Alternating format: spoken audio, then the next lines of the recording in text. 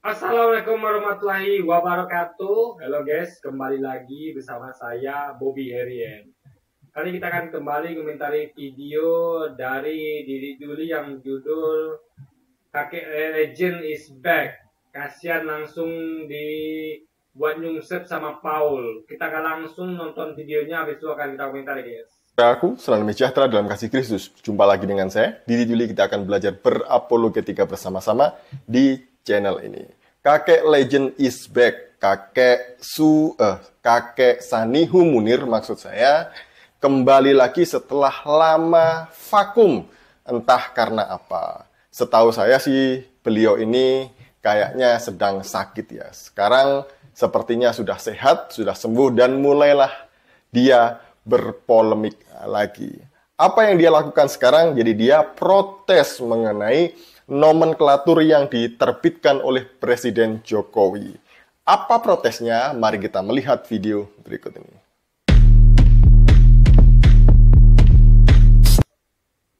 Pemirsa, beberapa waktu yang lalu saya membahas tentang Isa Al-Masih, Yesus, dan Yesus Kristus. Umumnya ada yang mengatakan ya samalah semua itu. Ada juga yang mengatakan tidak sama. Malah lebih jauh lagi ditekankan bahwa Yesus bukan Isa atau Isa bukan Yesus.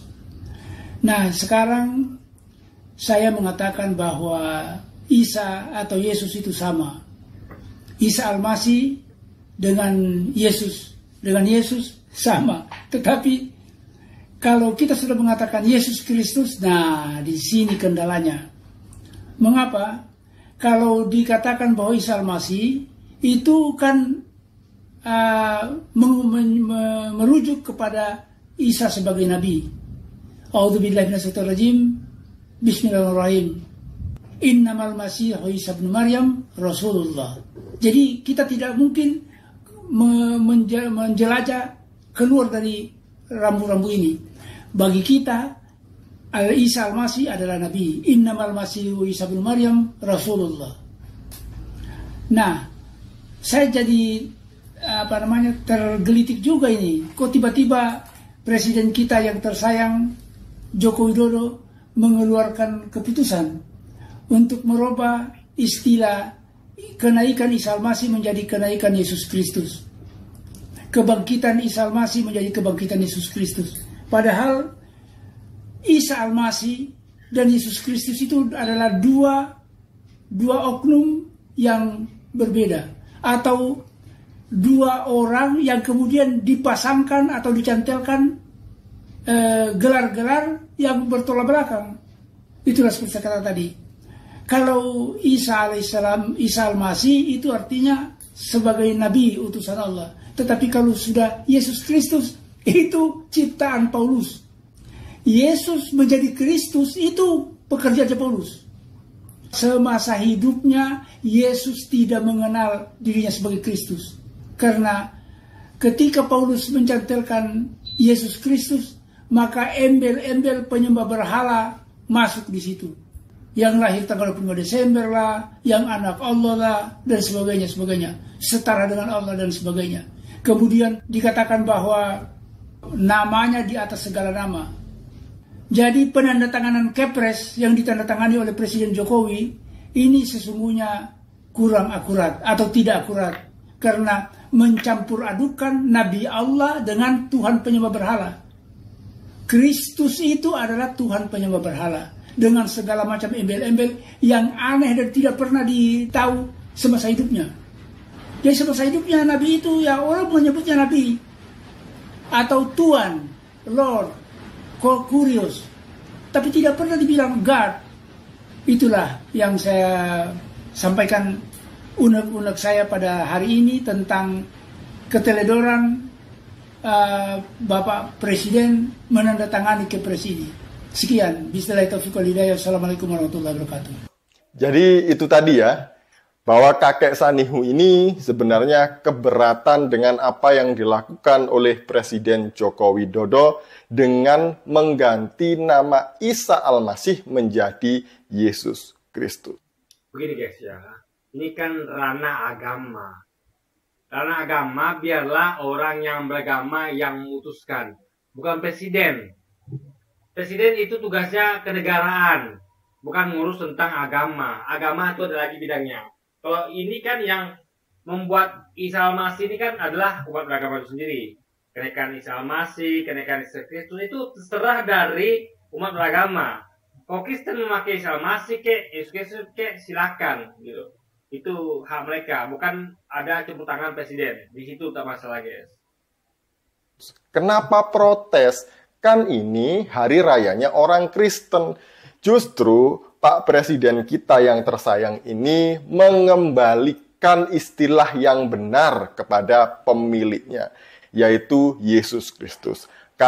Begini, benar dalam artian apa? Kalau kita kembali ke masa lalu, di zaman Yesus hidup, dia tidak pernah mengenal nama Yesus Kristus. Kenapa? Yesus adalah nama dalam bahasa apa? Coba. Ya. Bukan bahasa Ibrani. Bahasa Ibrani itu Iso, Esau, Isa, itu bahasa Ibrani. Ya. Atau Arab. Arab adalah satu rumpun dengan Ibrani. Jadi, satu rumpun bahasa Ibrani adalah bahasa Arab. Bukan bahasa Yunani, apalagi Romawi, bukan. Makanya jauh gitu. Yesus tidak mengenal dirinya dipanggil Yesus. Tapi ada mereka ya, nama yang harusnya terjemahkan, nama itu ya nggak boleh terjemahkan. Anda boleh terjemahkan apapun kecuali nama. Jadi kalau nama beliau adalah Esau atau Isa, ya, atau Iso, ya seperti itu saja. Ngapa terjemahkan menjadi ke bahasa Yunani atau Romawi jadi Yesus? Atau Al-Masih atau Masiyah diganti menjadi Kristus, ngapain coba? Jadi itu masalahnya adalah nama itu kenapa terjemahkan, itu jadi masalah, guys. Jadi sebenarnya itu bukan mengembalikan, tapi yang sesuatu yang sudah tepat yaitu Isa Al-Masih atau Esau, Isa lebih dekat menjadikan kembali ke bahasa Yunani atau Romawi yaitu Yesus, ya, Kristus gitu. Itu masalahnya di situ. Jadi yang membuat itu kan para peneliti para penjemah lain sendiri. Mereka menjemahkan itu menjadi Isa Al-Masih, bukan hanya penjemahan lain, tapi juga beberapa terjemahan akhir lain bahasa Indonesia itu kan terjemahkannya menjadi ada yang menjemahkan, ada yang nama itu diganti jadi Yesus Kristus, ada yang Isa Al-Masih. Jadi dalam Kristen sendiri ada berbeda penamaan dalam terjemahkan itu. Jadi kalau saya pribadi ya, nama itu nggak boleh terjemahkan, nggak boleh. Namanya Isa, Esau, Iso, ya seperti itu. Ngapain diganti jadi dimakan bahasa Yunani atau Romawi jadi Yesus Kristus, guys? Kalau namanya tetap Isa Al-Masih, nanti banyak orang salah paham. Dikiranya Isa Al-Masih dalam Islam itu sama dengan Yesus. Begini, kita harus pahami ini simple. Itu orang yang sama, tapi dikisahkan berbeda. Ingat, itu orang yang sama, tapi dikisahkan berbeda. Contoh, kayak saya. Saya orangnya ini, satu ini. Tapi ada dua orang yang menceritakan beda tentang saya. Yang pertama bilang, saya lahir di bawah pohon kurma. Yang satu lagi bilang, saya lahir di kandang domba. Itu saja bedanya. Tapi orang itu, kedua-duanya membicarakan tentang saya. Jadi baik istilah Yesus Kristus maupun Isa Al-Masih adalah orang yang sama. Cuman dikisahkan berbeda. Jadi ini sudah menjadi rahasia umum. Islam tahu bahwa Isa Al-Masih dalam Kristen itu adalah orang yang sama dengan Isa Al-Masih dalam Islam, cuma dengan kisah berbeda. Yang satu dilahirkan di pohon kurma, di bawah pohon kurma, yang satu lagi di kandang domba. Yang satu nggak salib, yang satu salib. Itu sudah jadi pengetahuan umum gitu. Jadi orang tidak akan ketukar, guys. Jadi itu masalahnya gitu kan. Jadi kita tuh nggak masalah, Anda mau pakai Yesus Kristus kayak mau pakai Isa Al-Masih kayak nggak ada masalah situ. Yang masalah kalau ya itu tadi, kalau Anda menuankan Isa Al-Masih itu kita bisa berdebat. Di situ masalahnya. Di masalah itu diselesaikan dengan berdebat, dengan adu argumentasi, bukan dengan ya peperangan terus segala macam, tidak. Cukup kita adu argumentasi, berdebat, sudah cukup itu ya kan, saling berkomentar, guys. Kristus. Padahal duanya adalah pribadi yang berbeda. Keduanya pribadi yang sama, cuma dikisahkan berbeda. Ya, itu poinnya, guys. Orangnya sama loh, sama saja. Apanya yang berbeda? Satu saja ya, Isa Al-Masih di dalam Islam yang disebut sebagai Nabi itu tidak mati di salib. Tapi Yesus Kristus mati di salib, bangkit, menampakkan diri kepada murid-muridnya, dan naik ke surga. Ya, itu kan namanya perbedaan sejarah, bukan perbedaan orang. Orangnya sama gitu loh. Ya, sama kayak misalnya tentang pemberontakan G30S. Ada yang mengatakan bahwa itu adalah yang melakukan itu adalah Angkatan Darat, ada yang melakukan itu ulah PKI, ada yang bilang itulah Soekarno, dan segala macam ya guys. Jadi orangnya sama-sama Soekarno, Soeharto, Angkatan Darat, tapi dengan kisah sejarah yang berbeda, diceritakan berbeda guys. Jadi di sini jelas bahwa Isa dalam Islam dan Yesus Kristus adalah dua pribadi yang berbeda. Itu adalah pribadi oknum yang sama, kisahnya berbeda guys. Kemudian tadi kakek Sanihu menyinggung bahwa istilah Yesus Kristus itu adalah ciptaan Paulus. Ngawur nih, kayaknya belum sembuh total nih orang ini ya. Ya saya katakan ya, itu tepat sekali. Kenapa? Karena Paulus pun namanya berubah. Awalnya namanya Saul. Saul berubah di Paulus. Jadi seperti biasa Saul ini berubah nama di Paulus, nama Isa itu diubah juga dari Yesus. Jadi kita ada lihatlah kebiasaan ini sudah terjadi. Kita tidak boleh ganti nama, tapi dia dengan gampang ganti nama. Saul jadi Paulus. Maka heran dia ganti nama orang Isa, Esau, Iso menjadi Yesus guys. Makanya ngomongnya ngelantur. Di mana dalam Alkitab disebutkan bahwa nama Yesus Kristus itu ciptaan Paulus? Kita nggak perlu tahu sampai begitu ya, nggak perlu. Kita tahu bahwa ya ada perubahan nama, penerjemahan nama. Dan ingat, Paulus termasuk orang yang menulis kitab itu sendiri. Makanya terbukti ada surat Paulus kepada jemaat Korintus. Artinya Yesus adalah Paulus adalah salah satu penulis Alkitab.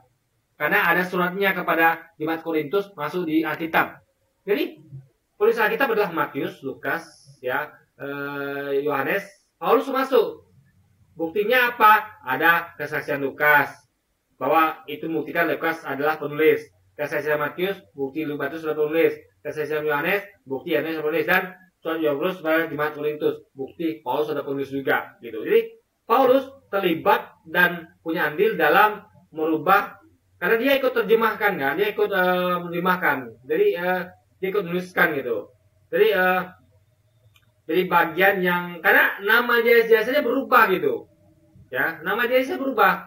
Jadi kalau nama dia nggak berubah, berarti mungkin kemungkinan itu diubahnya berapa abad setelahnya, tapi tidak dekat-dekat zaman Paulus, karena nama dia saja berubah gitu. Dia tahu nama dia berubah dari Saul dari Paulus, artinya dia tahu juga bahwa zaman itu juga nama Isa sudah berubah jadi Yesus, guys. Katanya ahli Alkitab, ahli Kristologi.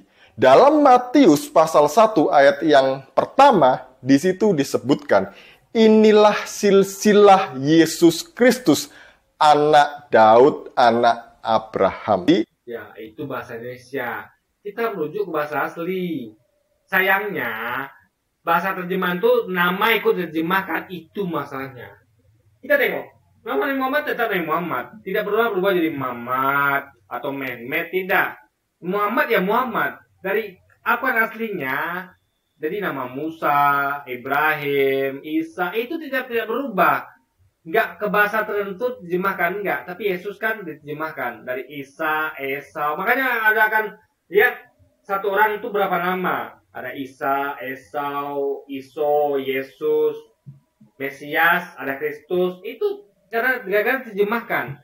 Itulah kacaunya kalau nama terjemahkan, guys. Harusnya seperti Quran itu nama tidak terjemahkan. Sehingga kalau dilihat bahasa Arabnya, mau bahasa Arab kayak Inggris kayak bahasa apapun itu tetap nama itu tidak pernah diterjemahkan, guys. Tuduhan Anda tidak mendasar karena nama itu sudah ada sebelum Paulus bertobat. Masalahnya itu ada terjemahan. Coba ada buka bahasa Ibrani-nya. Kita bahasa Ibrani gitu, guys. Itu yang dilihat gitu loh.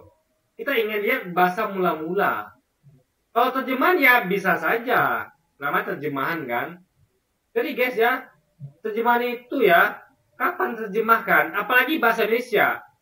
Zaman Yesus dulu atau zaman Paulus, mungkin orang tidak kenal nama Indonesia, belum ada bahkan, ya belum ada. Orang itu, ya, Indonesia itu, tadi kan bahasa Indonesia tuh, orang Indonesia itu masih berbentuk kerajaan, kayak Sriwijaya, Majapahit, itu logikanya, guys. Belum ada Indonesia lo gitu kan. Jadi istilah Kristus itu artinya adalah yang diurapi, bukan penyembah berhala. Jangan dibolak-balik ya kek ya. Kalau nggak tahu mending nggak usah ngomong. Mumpung dikasih Masalahnya Yesus itu dibuatkan patung dan disembah, dan ada banyak bukti video foto di mana orang-orang tunduk mencium atau menyembah patung itu.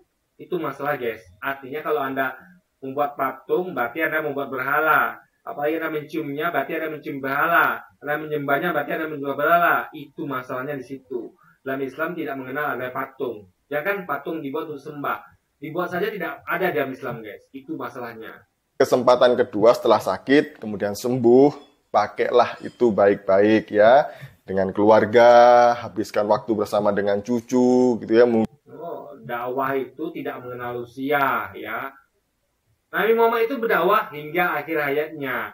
Yesus berdakwah hingga dia itu mau disalib. Ingat itu ya. Musa pun begitu, Nabi-Nabi begitu. Dakwah itu tidak mengenal usia. Tidak ada selama napas masih ada, sama pikiran masih jalan, masih punya logika, kita akan terus berdakwah. Jadi tidak ada yang batasi dakwah. Jadi dakwah itu nggak sama kayak orang kerja. Oh, pensiun umur 55, habis itu ada main dengan anak, nggak ada. Dakwah itu nggak begitu. Makan ada pepatah, semakin kita berilmu semakin menunduk. Orang yang berilmu makin tua makin banyak pengalaman. Apalagi inilah kakek legend. Dia sudah banyak pengalaman, banyak menjadi inspirasi, guru, panutan, contoh, atau ya role model bagi banyak orang pendakwah lainnya gitu dalam membahas kristologi. Jadi jangan pernah meremehkan orang ini, Pak Sani Muhir. Dulu saya berdebat di forum Facebook, itu saya sudah kenal beliau, sudah tahu siapa itu Sani Munir. Karena saya adalah orang yang cukup berumur guys. Di Juli mungkin belum sampai tahap itu. Jadi mungkin semasuk pemain, mungkin nggak sampai lah. Mungkin nggak sampai ke, saya nggak tahu zaman itu dia sudah ada apa belum. Maksud itu sudah ikut dunia debat belum, saya nggak tahu. Karena saya itu ngikutin dunia debat itu dari dulu ya. Sejak saya dulu zamannya siapa itu ya? Zamannya legend dulu adalah siapa itu saya lupa guys. Sebelum yang dari luar negeri dia siapa namanya saya lupa guys. Itu pokoknya sebelum dari, pokoknya ada lagi saya di tahun-tahun 90-an itu ada gitu. Meskipun saya lahir 80, meskipun saya mulai debat tahun 2000-an, tapi saya melihat video-video tahun 80 90 itu guys, sehingga saya sudah tahu gitu kan. Jadi ketika umur saya masih belasan, saya sudah berdebat. Saya tahu dari rekaman, footage dari para senior kita, dan saya belajar dari mereka gitu. Jadi jangan pernah meremehkan mereka. Orang yang sudah makan asam garam dari dunia perdebatan. Mereka sudah banyak ilmunya, dan kita harus belajar dari mereka. Enggak Asti Juli yang masa lebih pintar dari Sani Munir. Tidak. Gitu kan. Jadi kita tuh harus ngerti bahwa pengalaman adalah guru berharga, dan kita kalah pengalaman dari Bapak Sani Munir. Sehingga dengan hal itu kita harusnya sadar diri, dan kita tuh ambil pengalaman dia, bukan justru meremehkan dia, seperti dilakukan oleh Dibeli. Oke, jadi mungkin sekian dulu aja video kita kali ini, dan sampai jumpa lagi di video-video selanjutnya. Wassalamualaikum warahmatullahi wabarakatuh guys.